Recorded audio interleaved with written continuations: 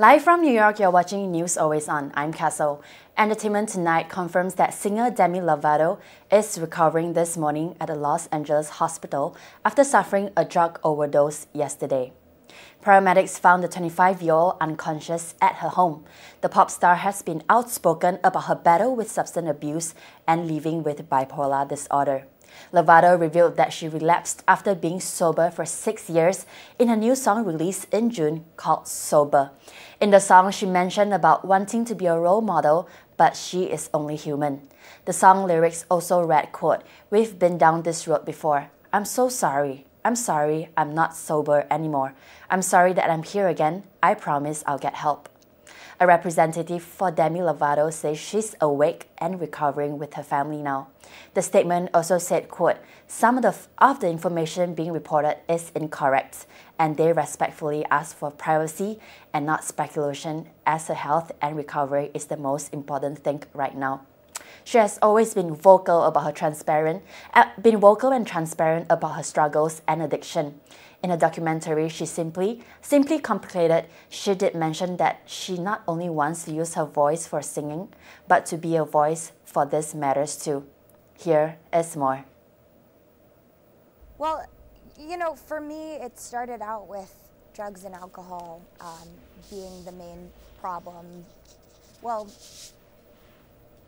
through our relationship, it started out with my problems being with drug and alcohol addictions, and I realized I had a problem, and so I reached out to somebody who knew Mike and put Mike and I in contact with one another. And then for about 6 months I was, you know, in and out of recovery, and finally I just reached a point where I kind of hit rock bottom and I knew I needed help. So I had to come to a point where I realized that I had a serious problem, and admitting it was the hardest part. The paparazzi guy that said something to me the other day said something about my drug use in my past.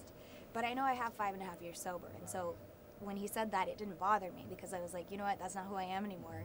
Say what you want, but this is who I am, and I'm sober now. The documentary revealed her pressures of being a teen star, a dysfunctional relationship with her father, and how bullying contributed to the issues that have threatened to drag her at various points in her career. The singer said her problems with food and suicidal thoughts began even before her break on TV shows Bunny and Friends when she was only 10 years old. Her next concert, due to happen in Atlantic City in New Jersey on the 26th, is said to be cancelled. At the age of 12, kids in her class signed a petition encouraging her to kill herself. She first tried cocaine at the age of 17 when she was working on the Disney Channel. She said, quote, "I felt out of control with the coke for the first time.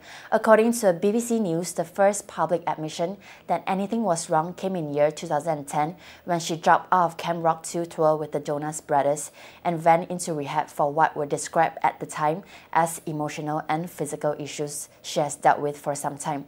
In 2016, she said, quote, "I lived fast and I was going to die young. I didn't think I would make it to 2021. When she was a judge on the US X Factor in 2012 and 2013, viewers had no idea she was living in a place to live and get help with recovery, which they called a sober apartment. At that time, she had no roommates in the apartment, no phone, and she had chores that she needs to do."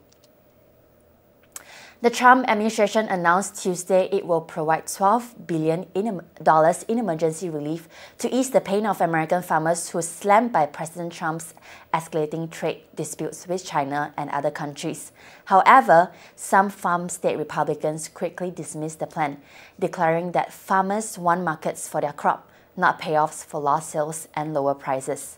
The Agriculture Department said it would tap an assistance program to provide billions in direct payments to farmers and ranchers hurt by foreign retaliation to Trump's tariffs. Soybeans are likely to be the largest sector affected by the program, with the prices plunging 18% in the past 2 months. Wisconsin farmer Michael Slattery and his wife own 300 acres of mostly soybean and corn, but they also have wheat and alfalfa in Wisconsin. Here is more of his story.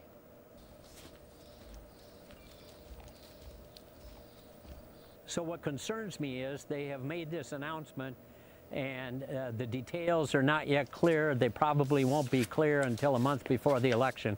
So this is an election ploy, and we as farmers are playing the dupes again in this whole process. That's what concerns me. Will I benefit from CCC? Yes, I believe I will benefit from CCC.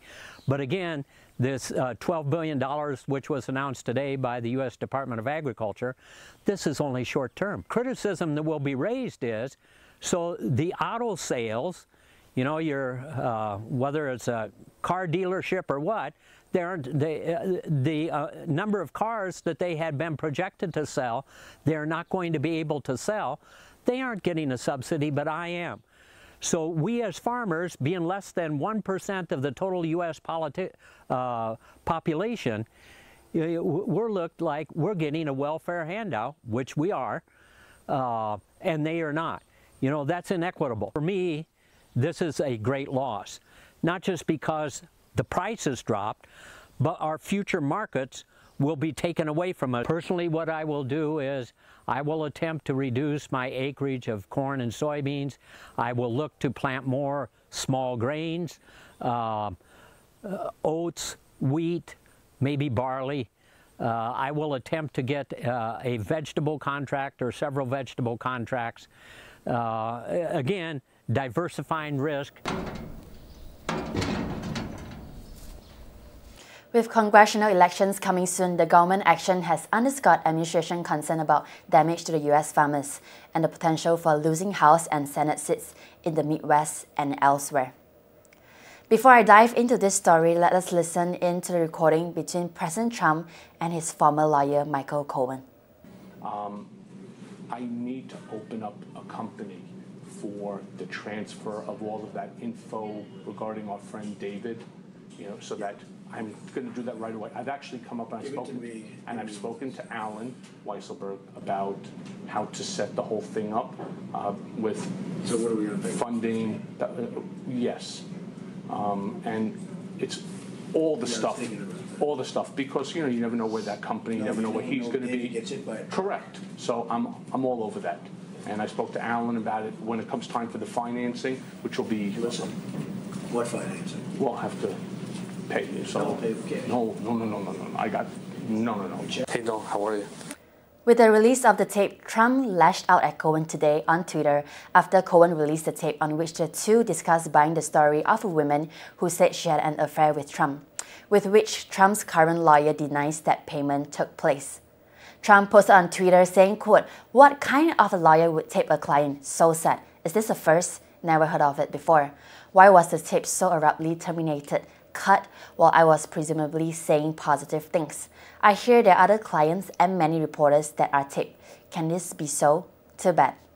The audio recording secretly made by Cohen appears to contradict the Trump campaign, which claimed that the president knew nothing about a media company's purchase of model Karen McDougal's story and any efforts to keep it from becoming public. The tape appears to capture the soon-to-be elected president and his lawyer discussing logistics of financing and whether to pay with cash, although the sound is muffled and Trump's instructions on that are unclear. The tape was provided to CNN on Tuesday by Cohen's attorney, Lanny Davis, and signals a new level of open hostility between the president and the man who once described himself as Trump's fixer. Cohen, who is under federal investigation for potential bank fraud and campaign finance violations, has shown a growing willingness to reveal damaging information. In an earlier interview, Davis said Cohen released the tape in response to an intense campaign of disparagement from Trump's attorney, Rudy Giuliani, and the president's team, accusing Giuliani of inventing words as he disputes whether Trump referred to cash payments on the tape. Just yesterday, Ivanka Trump announced that she would be shutting down her namesake fashion brand. She has decided to pursue a career in public policy instead of returning to a fashion company.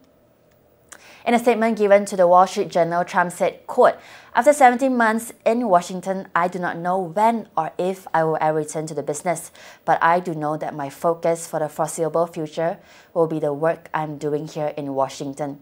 So making this decision now is the only fair outcome for my team and partners."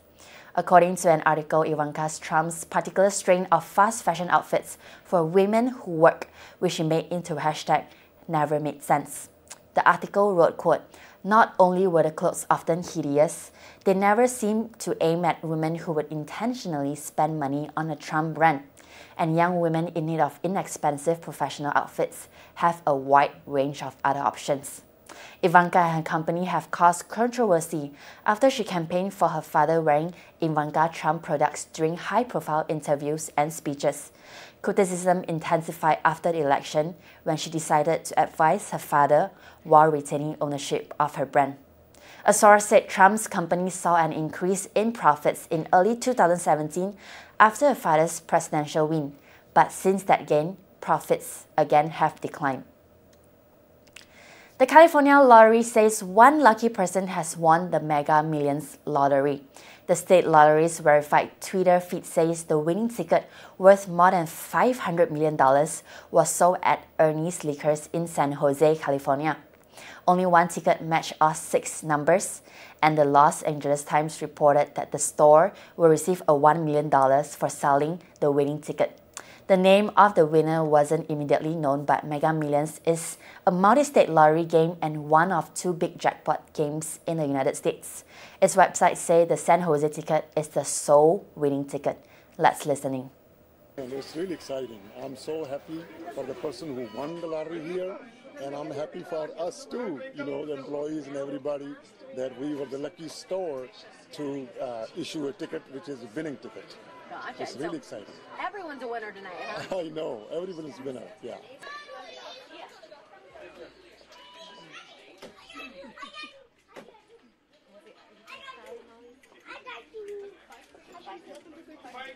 you guys buying tickets?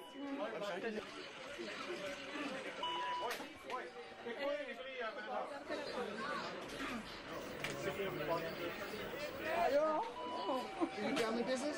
You part of the family? Yeah, they're all family. You guys gonna have business for the rest of your life now. The winning numbers were 1, 2, 4, 19, 29, and 20. That's all the time we have for now. For News Always On, I'm Kessyl, and I'll see you later.